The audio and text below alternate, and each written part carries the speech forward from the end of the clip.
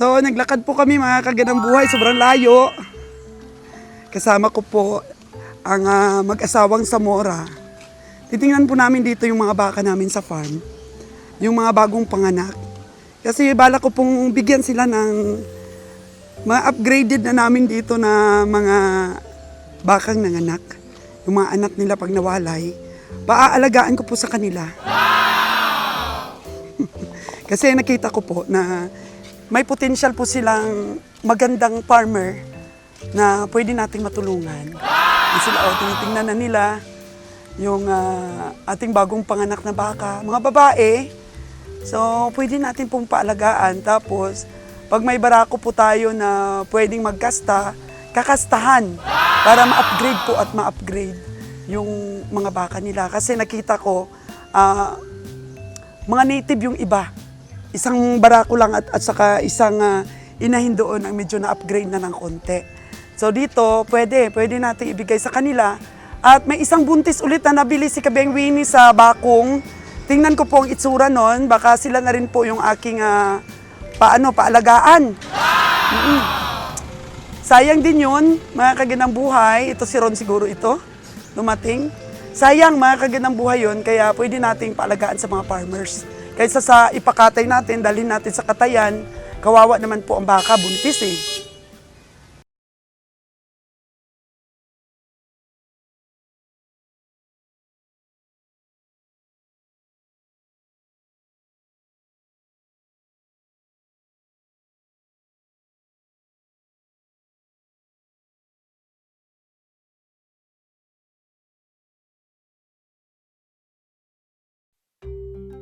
O ayan po mga kagandang buhay. O payat talaga yung inahin. Payat. Kasi bagong panganak pa lang po talaga. Ito yun, nanganak din. Yung isa, ito po yung anak nila, yan. Tsaka yan. Iwan ko kung saan na babae dito, Ron. Ayan. Si Kopiko daw ito. At ito naman ay si Creamy White. So, ito po yung babae. Ayan. O diba, upgraded na rin kahit sa mga tenga po mga kagandang buhay. At saka po itong baka na to, bagong panganak, mas malaki po siya compared po sa native dito. Wow! Tay! Di ba mas malaki siya sa mga native? Lalaki ba ito dalawa? Saan ang babae? Ay, sorry po mga kagandang buhay, si Creamy White po at saka si Kopiko ay lalaki. Lalaki, so gawin na lang natin yung patabain. No, ibenta na lang. So, ito pala po, ayan. Ito pala yung babae, anak. Ayan, ito pala yung babae. Oh. Ayan. Ito siya. Yung dalawa nating farmer na 2004 pa na farmer, mga kagandang buhay. At nag-upisa po sa native na inahin. Pinaalagaan lang po sa kanila. Na-upgrade po nila na na-upgrade. So, ayan po yung nanay.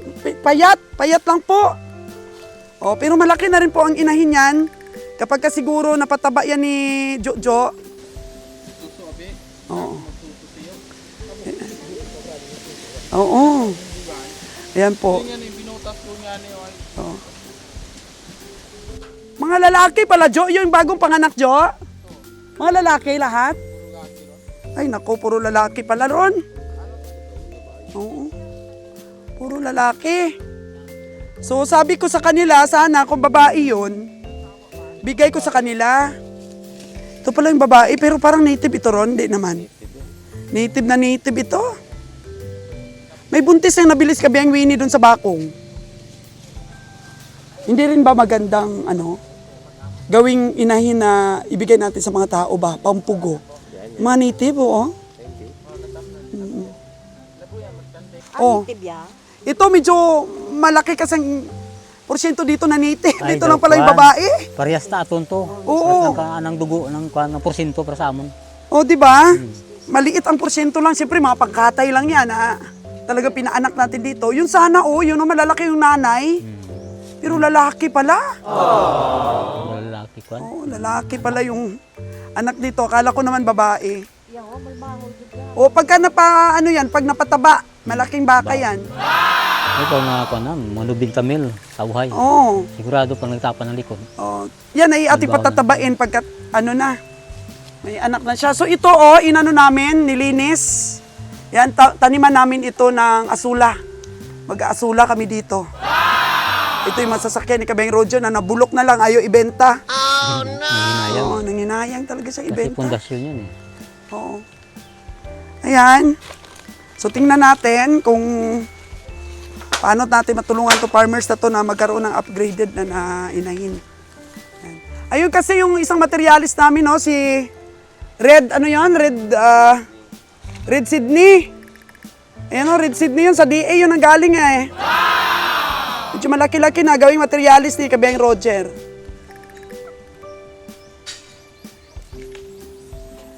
O, tingnan po natin mga kagandang buhay yung ating kulungan. Interesado po yung ating farmers. Yan. Nililinis po ni Ron ito eh. Para taniman ng azula, doon banda sa hindi naiinitan. Meron kasi kaming darating na malalahi from Batangas. Dito namin gawing kulungan, o ikukulong natin dito. So ito pinagawa namin, isang phase pa lang po ito. Ito yung winin-wielding ni Diloy.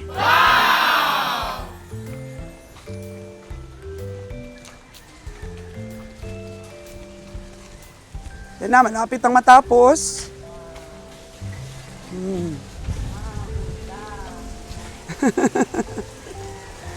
Yan na.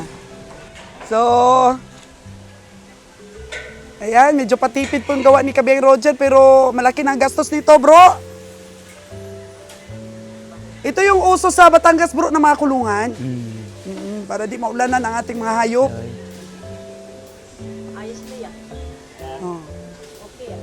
Painuman, tubig, kumpayan. Oo, tsaka kumpay. Parang ano pa yan, parang di ba ganyan yan? Oo, nagko-curve. Hindi na pala yun, te. Puro na lang na. Ganun na lang daw, sabi ni Kabiyahe. Puruan na para makasulot ang banyera ba? Para makapasok po ang banyera dito.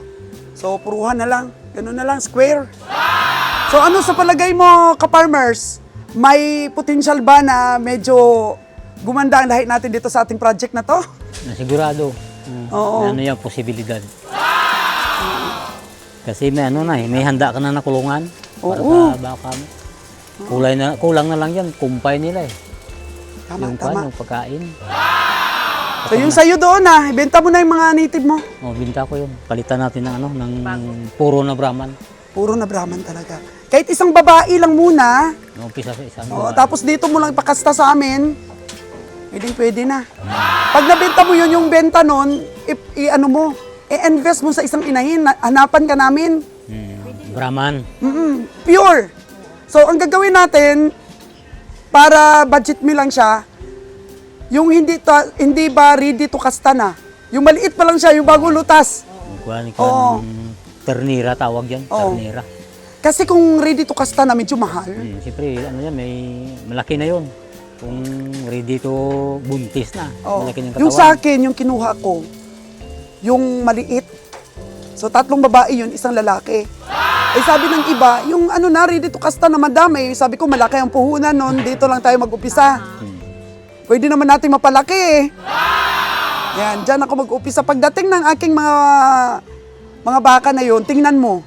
Tapos sabihin mo sa akin kung i-compute ko kung magkano yung nagastos ko from Batangas. Tingnan mo kung kaya mong mag-invest kahit isa lang muna. Sige, Oo. subukan natin. Oo. Tapos kung may pagkakataon, pwede talaga ako magbigay sa iyo kahit na yung upgrade lang muna na pakastahan natin. Doon tayo mag-upisa para dumami na yung mga babae para sulit kasi yung alaga kung marami na yung alagaan kaysa sa matagal pa tayo maghintay mga anak. O, tulungan kita, farmer. Thank you. Ayan. So sa mga nanonood na farmers dyan, ano yung maano mo sa kanila? Anong ma-advise mo sa kanila? Advice ko sa nila, mag-alaga kayo ng kuhan, baka. Piliin nyo yung may kuhan ba, may lahi ng Brahman. Mag-invest, Kung no? mag-invest dito kay Sister Lini, gusto nyo, magpatulong kayo sa kanya. Oo. Marami Kasi siyang benta nila yung ibenta nila yung native nila tapos Palitan palitan. ng Brahman. So ayan, makapag-upisa na po tayo mga kagandang buhay. Meron na tayong farmer na na-inspire akong tulungan. So hintay-hintay lang, ka-farmers, kung makakita tayo. And then pagdating ng mga baka, tingnan mo, tapos saka tayo mag-decide. No, mga ilan ang maibenta mo doon na na native, yung sakali. Siguro mga dalawa. Mga dalawa, kasya na yun. Oo. Kaysa naman alagaan mo't alagaan yon, lugi ka. Kasi lugi ka ng Oras. panahon. Oo. Lugi ka ng mga taon. Kasi kung native, 3 taon na, maliit pa yun. Siguro mga pa lang yan, 20 mil. At saka walang ilalaki. Kahit ano pakain mo, pag-alaga mo. Kahit anong purga mo, Lugi ka. lugi. Kahit ano yan, turukan pa ng vitamins. Oo. Kasi native kasi. Tataba lang siya, bibilog ang katawan, pero hindi talaga tataba. Hindi ba talaga Hindi lalaki? lalaki. Tataba lang. At hindi yan tatangkad kasi native. Ayan, so thank you so much, no? Napasyalan nila itong ating humble beginnings. Okay na ba ito, te? Nasa kalating hektar ito? Laki nito. Marami tayong makukulong, no? Baka. Marami na namang baka. Dito sa gilid, tamnan ng pangkumpay na parang tubo. Pero maghanap na lang kami ng lupa na taniman. Pwede na rin. Ito parang na lang nila, free-range. Oo. Kaya nga, naghahanap kami ng taniman natin. May napuntahan na kami doon, 250 per square meter. Kaso lang, 4,000 square meter lang yun. Gusto ko sana hektarya eh. Mahirap pa maghanap dito na hektarya talaga. Mga bundok siguro. Pero Parte ng mahirap bundok. din pag bundok. Kaya lang kung bundok, mahirapan ka doon mag-alaga ng baka. Oo.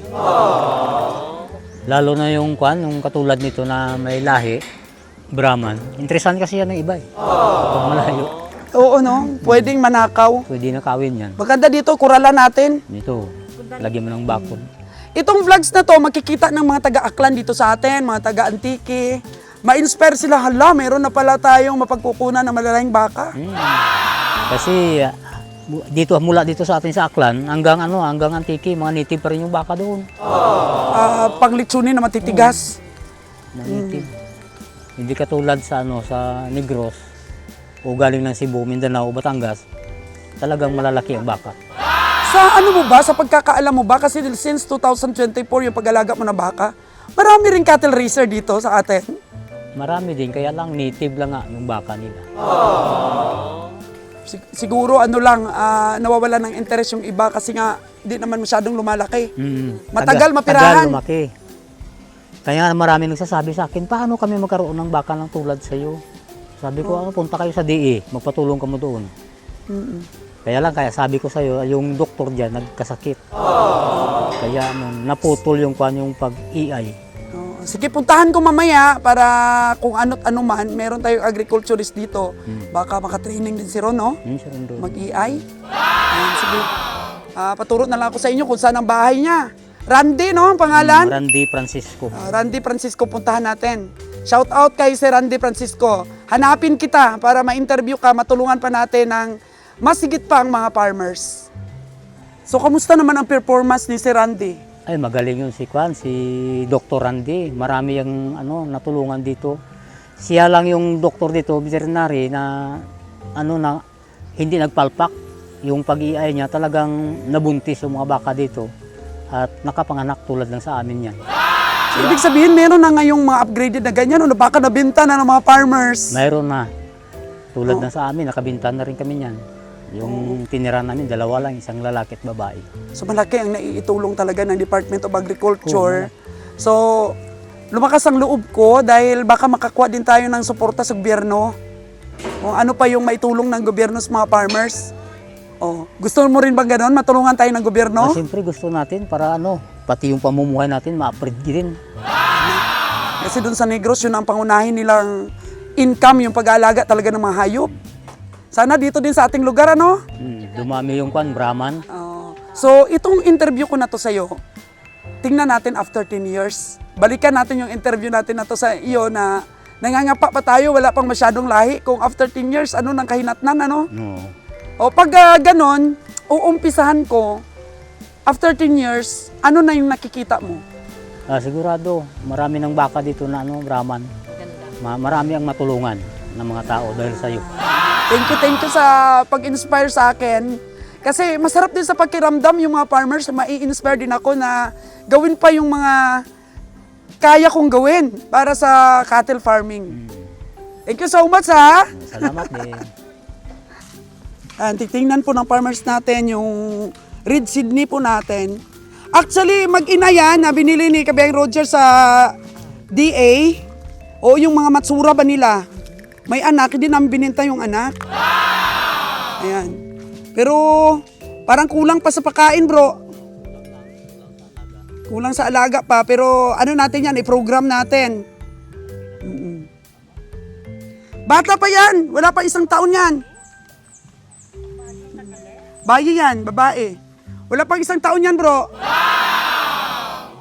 Malaki niya, bro, no? Malaki ba siya sa edad niya? Oh, malaki daw siya sa edad niya, mga kaganang buhay. Tingnan mo yung tinga. Ayan. Oh. Taas yung kuwan niya, porsyento ng dugo. Oh, mataas yung porsyento ng dugo niya. Yan ang mga yan ang mga baka na inalagaan ng Department of Agriculture doon sa Negros. So, matsura na siya, binenta na nila kasama yung nanay. Pinakatay na namin yung nanay, matanda na eh. Yun na lang yung aming kinuha pang materialis natin. So, kung maparami natin yan, kastahan siya ng 100 pure Brahman. Maganda na, bro, no? Oo, sigurado, malalaki na yung mga anak niya. Oo. So, umpisa lang muna tayo sa ganito, bro, So, ma-program talaga namin yung maganda pakain sa kanila. Tsaka yung mga vitamins, ilagay na namin sila doon sa kural eh. Oo, lagay na namin sila doon. Yung sa amin, ako na lang nag-ingest na vitamin. Oo, marunong ka na? Oo, tinuruan ako ni Randy. Tinuruan daw siya ng atin pong vet dito. So, makipag-ugnayan po ako kay Sir Randy at tanungin natin kung ano pa yung magagawa natin. Ano pa yung maitulong natin sa mga farmers.